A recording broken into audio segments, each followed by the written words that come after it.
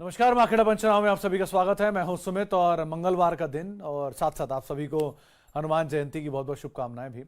लेकिन आज बढ़िया दिन था, आज मंगलवार का दिन था, मंगलमय दिन था। आज सब तरफ खरीदारी के रुझान आपको दिखाई पड़ेंगे। बहुत ज़्यादा कोई बाजार में डैमेज नहीं था, अच्छा दिन था। फ्रंट लाइन इंडेक्स में भले ही बहुत एक्शन नहीं था, Nifty Sensex Nifty mid cap में बैंक में, लेकिन बढ़िया बाइंग थी आज मिड कैप में, स्मॉल कैप में और बॉर्डर मार्केट्स में अच्छी खरीदारी थी। एफ एंडो साइड पर अच्छी खरीदारी थी। अर्निंग्स का इम्पैक्ट अलग अलग स्टॉक स्पेसिफिक देखने को मिल रहा था। तेजस की बढ़िया अर्निंग आई, अपर सर्किट लगा।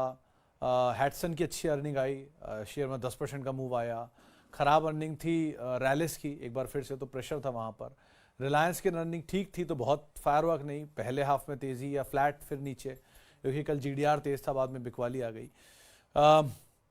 बाकी अर्निंग्स अवेटेड हैं भी बहुत सारी, तो धीरे धीरे आते रहेंगे। लेकिन निफ्टी आज फ्लैट था, मिड कैप इंडेक्स 1% ऊपर, स्मॉल कैप 1.5% ऊपर, रियल्टी रिकॉर्ड्स की तरफ। और नए शेयर जैसे डीएलएफ 16 साल के हाइस पर, बाकी रियल्टी में खरीदारी रही। तो आज ब्रॉडर मार्केट रियल्टी में तेजी थी। आईटी में थोड़ी बहुत खरीदारी थी। 2-3 नाम जो लगातार प्रेशर में, उसमें ओरेकल प्रेशर में चल ही रहा है, नंबर्स अवेट कर रहा है। तो याद रखिए, खराब नंबर पे शायद बहुत नेगेटिव रिएक्शन ना आए यहाँ पर। या एल&टी, इन्फोटेक, माइंट्री नंबर्स कल हैं, तो शायद यहाँ पर भी बहुत खराब नंबर ना आए, क्योंकि already 200 week exponential moving average पर वो कामकाज कर रहा है। तो 3 साल के लो से बेसिकली है, 2016 के लेवल से लेकर अब तक एल&टी, इन्फोटेक, माइंट्री ऑलरेडी बहुत नीचे आ चुका है। सो एडवांस डिक्लाइन बेटर था आज इन टोटल। फिर निफ्टी एक्सपायरी का दिन था, बाजार ऊपरी स्तरों के आसपास बंद होकर दिखाई पड़े। और ब्रॉडर मार्केट्स में खरीदारी थी। एक्साइड, वोल्टा जैसे शेयर जो चल रहे हैं वो चल ही रहे हैं। आज पीएसयू तेजी में था, डिफेंस तेजी में था, रेलवे तेजी में था, यहाँ पे खरीदारी बनते हुए दिखाई पड़ी। टेलीकॉम का दिन था आज, तो वोडाफोन आइडिया आज 11, 12, 15% ऊपर रहा। भारतीय एयरटेल नए रिकॉर्ड स्तरों पर पहुंचा। मंगलवार के दिन मारुति आज अपने नए रिकॉर्ड स्तरों पर पहुंचा। सो ऐसे करके अलग अलग स्टॉक स्पेसिफिक मूवमेंट था। आदित्य बिरला ग्रुप आज इन लाइमलाइट था। ABFRL, AB capital, Vodafone, Grasim सब में खरीदारी थी। तो वोडाफोन के फंड रेज करने से एक अच्छा ट्रिगर बन गया सारे सेक्टर को। तो ये सब तरह के शेयर मूव में थे। ऑटो एंसिलरी यहाँ खरीदारी थी। रियल्टी यहाँ पर अप मूव आता हुआ दिखाई पड़ा। सो लाइकवाइज, लेकिन एक अच्छा सेशन, एक अच्छा दिन आप कह सकते हैं, जबकि भारतीय बाजारों में बनता हुआ दिखाई पड़ रहा है। और मूड, माहौल, मोमेंटम थोड़ा बेटर साइड पे मार्केट्स अभी एज ऑफ नाउ फॉलो करके चल रही है। तो ये सो फार मार्केट का एक्शन था। अब चलिए, अब कुछ सवाल जवाब का सिलसिला शुरू कर लेते हैं और बातचीत कर लेते हैं कुछ सवालों से भी। गौरव जी का सवाल है, what get changed overnight in Vodafone Idea at 12 before FPO all view negative, now it's lovely for all with double tripler in next 2 years, all channel, ऐसा क्या बदल जाएगा? देखिए जैन साहब, एक कहावत हिंदी में मैंने पहले भी कई बार मेंशन की, आज फिर कर देता हूँ कि नजरें बदली नज़ारे बदले, कश्ती बदली किनारे बदले। जैसे ही चीज़ें बदलती हैं, सबके व्यू भी बदल जाते हैं। ये मार्केट है, यहाँ पे हर घंटे के अंदर लोगों के व्यूज़ बदलते हैं और बदलने चाहिए भी, क्योंकि बाजार है, यहाँ पर भाव सब कुछ होता है, तो उसके हिसाब से चीज़ें बदलती हैं। अब आपने क्योंकि पूछा, तो पहले मैं यहाँ शुरुआत करता हूँ भाव से ही। जब भाव वापस आने लग गया तो भैया सबको लगा कि अब सिचुएशन बेटर हो जाएगी। बदला क्या है? बदला यह है कि एक वोडाफोन आइडिया अपने वर्स्ट केस सिनेरियो में भी 10 रुपये, 8 रुपये, 9 रुपये तक गया था। सो वर्स्ट केस के आसपास ही उन्होंने अपना एफपीओ का प्राइस रखा, जिसमें 12-11 रुपये के आसपास के एफपीओ प्राइस पर आपने 18,000 करोड़ रुपए रेज किए। 7,000 या 5,000 करोड़ रुपए उसमें क्यूआईपी के निकाल दीजिए, तो बचे हुए पैसे जो हैं उसको डिमांड मिली है 7 टाइम्स, यानी कि आप मोटा मोटा 13,000 करोड़ रुपए में आपको कहीं मिले हैं 70, 75, 80,000 करोड़ रुपए। सो आपके पास इतनी एपेटाइट है भी पैसा उठाने की, ये एक अच्छी चीज़ है। दूसरी चीज़, बड़े नाम आ गए, GQG and all.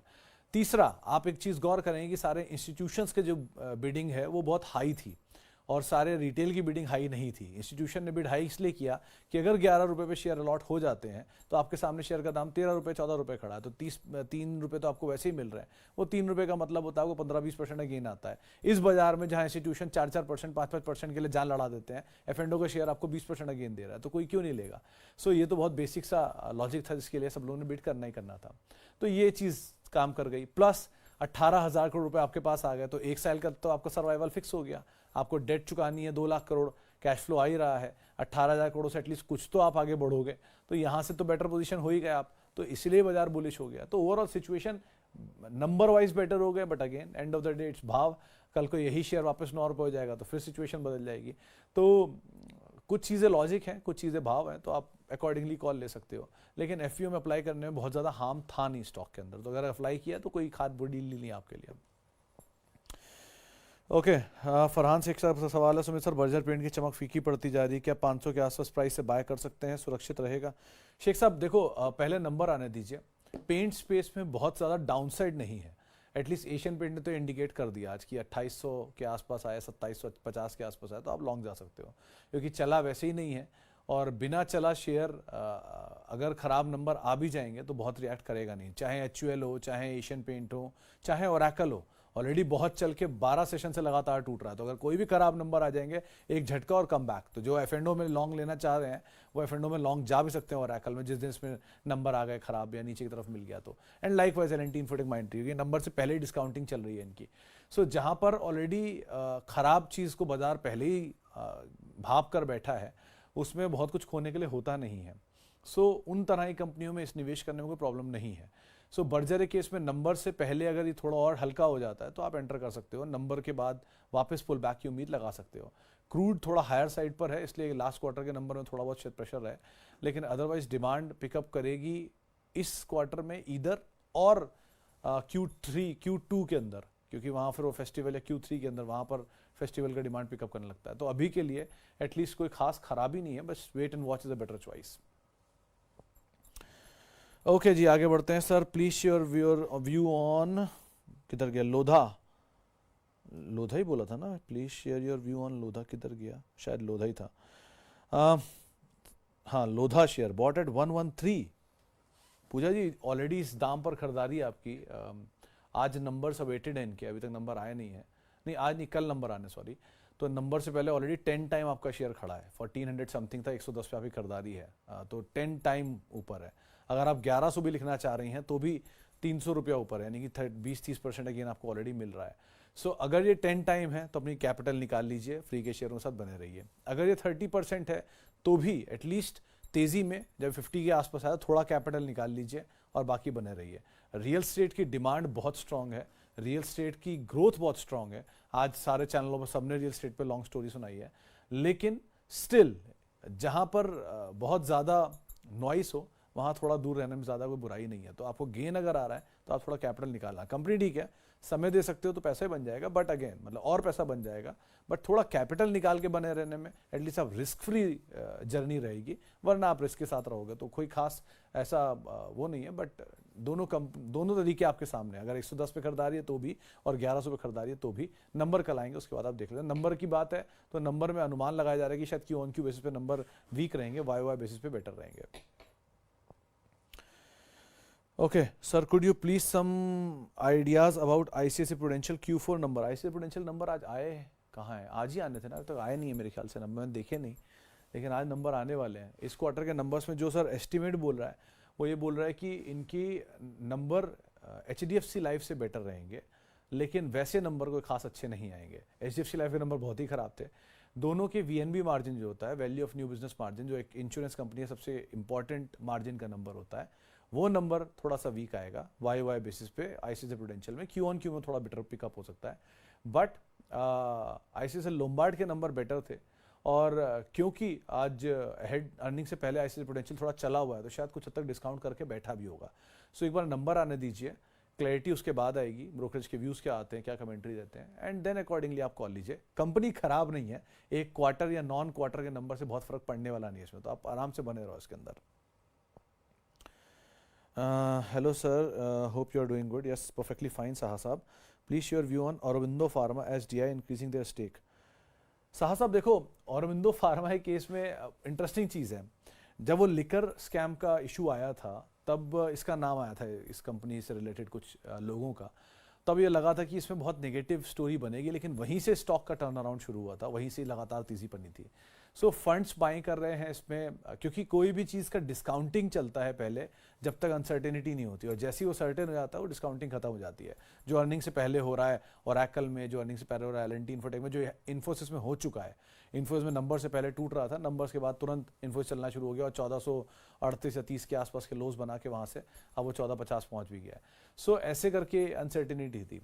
Likewise Aurobindo pharma वैसे कंपनी खराब नहीं है, बट ये न्यूज़ फ्लोज, ये पॉलिटिकल इंक्लिनेशन, ये थोड़ा सा एक रिस्की बेट हो सकता है।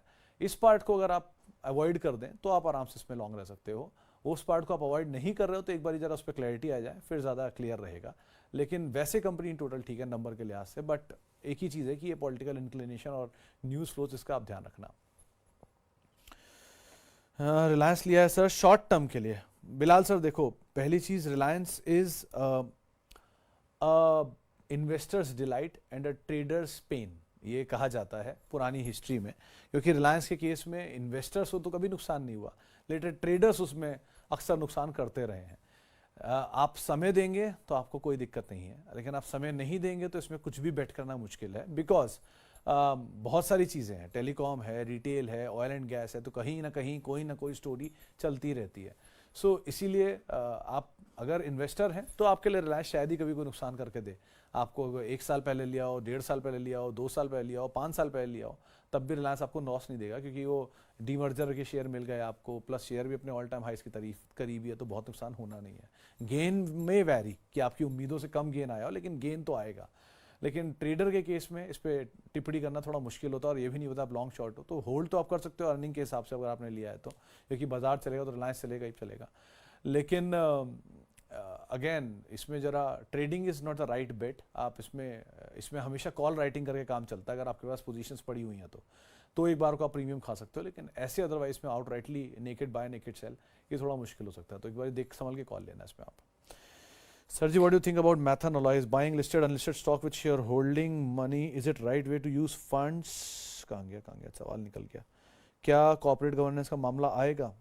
आदि सर देखो, शेयर होल्डर्स फंड से पैसा नहीं कह सकता, ये कैश फ्लोज लगातार जनरेट कर रही है कंपनी 700 करोड़ रुपए के आसपास।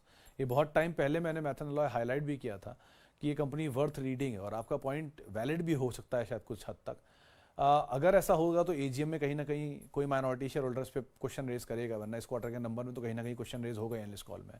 लेकिन अदरवाइज 700 करोड़ रुपए का कैश जनरेशन है, डेट फ्री कंपनी है, वो भी स्पेशली मेटल स्पेस में डेट फ्री कंपनी होना बहुत मुश्किल है। प्लस लिस्टेड अनलिस्टेड कंपनियों में स्टॉक अगर ये खरीद रहे हैं तो वहाँ से डिविडेंड इनफ्लो भी आएगा ना, क्योंकि सबके सब पीएसयूज हैं। ऐसा कोई भी स्टॉक नहीं खरीदा इन्होंने जो कि नॉन पीएसयू या फिर बहुत ही वोलेटाइल टाइप कंपनी हो, या बहुत ही पंटर टाइप स्टॉक हो, या पेनी स्टॉक हो। All quality names, SPCL, BPCL, NSC, ये सब, एसबीआई, ये सब इन्होंने लेके रखे हुए हैं, एंड इन्वेस्टमेंट वैल्यू बढ़ा रहे हैं अपनी। सो उससे इनकी बुक वैल्यू बढ़ गई है। अगर आप गौरतलब हो तो करीब 1000 रुपये 1100 रुपये के आसपास बुक वैल्यू आ गई है। सो बुक वैल्यू का बढ़ना या तो ये होल्ड को हो जाएगा इधर, या तो ये they are churning their funds इधर उधर, वो भी एक तरीका हो सकता है। सो एज ऑफ नाउ इस पे कुछ भी कहना अभी मुश्किल है, बट आई एम 100% श्योर कि शायद एनालिस्ट कॉल में इस बारी इसके ऊपर टिप्पणी की जाएगी, या कहीं ना कहीं इस पे सवाल उठेगा, क्योंकि ये पिछले 2-3 साल या 2-3 क्वार्टर से ये बहुत तेजी से बढ़ा है। तो let's see, wait and watch. अभी तो ऐसा, क्योंकि बुक वैल्यू से आसपास नीचे आता है, घूम जाता है, सो इक्विटी भी छोटी है, तो पहले अभी कुछ भी कॉल लेना या कहना इतना आसान नहीं है। बट कॉर्पोरेट गवर्नेंस का इशू आ रहा है या नहीं आ रहा है, ये एनालिस्ट कॉल ज़्यादा बेटर लेंगे और माइनॉरिटी शेयर होल्डर्स के ऊपर कुछ ना कुछ टिप्पणी करेंगे। But wait and watch is the preferable choice, I think. Sir आपकी फेवरेट ओरेकल क्यों तेजी से गिर रहा है, क्या रिजल्ट है? पहली चीज़, मेरी फेवरेट नहीं है, और वैभव जी मेरा कोई भी फेवरेट स्टॉक नहीं है, मेरा फेवरेट ही बाजार है, हर स्टॉक मेरा फेवरेट है।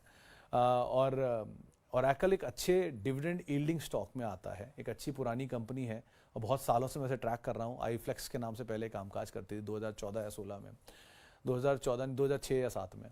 सो इतने साल से इसको देख रहा हूँ मैं बढ़ते हुए, तो इसलिए you know a company in and out otherwise. लेकिन ये कोई फेवरेट नहीं है मेरा स्टॉक, ऐसा नहीं है। ना यूनाइटेड स्पिरिट्स है, ना टाटा कम्युनिकेशन है, ना एसीसी है, ना अंबुजा है, ना रिलायंस है, ना टीसीएस है, पूरा बाजार ही मेरा फेवरेट है। अब रही बात गिर क्यों रहा है, क्योंकि ये चला ही बहुत था। अगर आपको याद होगा तो लास्ट क्वार्टर के नंबर में री रेट हुआ था ओरेकल फाइनेंशियल। पिछले 20 साल से जो स्टॉक एक रेंज के अंदर कामकाज कर रहा हो, उसकी अपर एंड रेंज की 4000, 4500, 5000 तक जाती है, और लोअर एंड रेंज की 3000, 3200, 2700, 3500 इस रेंज में चलती है।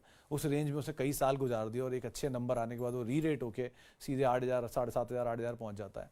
फिर वो वहाँ से अब वो नंबर का जो हाई एक्सपेक्टेशन है वो डिलीवर कर पाएगा या नहीं कर पाएगा, ये चैलेंज उठता है। तो अब जब वो डिलीवरी नहीं आएगी तो शेयर बाजार को पहले ही उसको बाजार पनिश करेगा। उम्मीद ये लगाई जा रही है कि वो डिलीवर नहीं कर पाएगा, इसीलिए बाजार ने उसको तोड़ना शुरू कर दिया। अब वो टूट टूट के एक रेंज पे आके फिर खड़ा हो जाएगा, जो रेंज की परफॉर्म होगी। अगर वो मान लीजिए डिलीवर कर जाता है तो वो अपना नया ऑल टाइम हाई भी काट देगा। So it is all about market का प्रॉफिटेबिलिटी, मतलब मार्केट में stock is all about profitability. So जैसे जैसी प्रॉफिटेबिलिटी की सिचुएशन रहेगी वैसे वैसे स्टॉक का रिएक्शन रहेगा। सो अभी बाजार एंटिसिपेट कर रहा है कि शायद बहुत अच्छे नंबर नहीं आएंगे लास्ट क्वार्टर के, आईटी क्यू ऑन क्यू होता है, तो लास्ट क्वार्टर के सामने नंबर शायद वीक आएंगे, इसलिए मार्केट पहले से डिस्काउंट कर रहा है खराब नंबर। अगर वो खराब नंबर नहीं आए तो बाजार पॉजिटिव रिएक्ट कर देगा, थोड़े खराब आए तो शायद एक पुल बैक मिलेगा, बहुत खराब आए तो यहीं खड़ा रहेगा, थोड़ा बहुत और गिरावट दिखाएगा और रेंज के अंदर चला जाएगा। सो इस टाइप से आप उसे देखिएगा। But Oracle is a very good company otherwise to hold for a longer duration of time, और साथ साथ आपको डिविडेंड पेइंग स्टोरी भी बहुत अच्छी मिलती है। उसका शेयर मार्केट से या शेयर की चाल से कोई लेना देना है, तो प्रॉफिटेबिलिटी पे डिपेंड करता है। ओके, आगे बढ़ते हैं।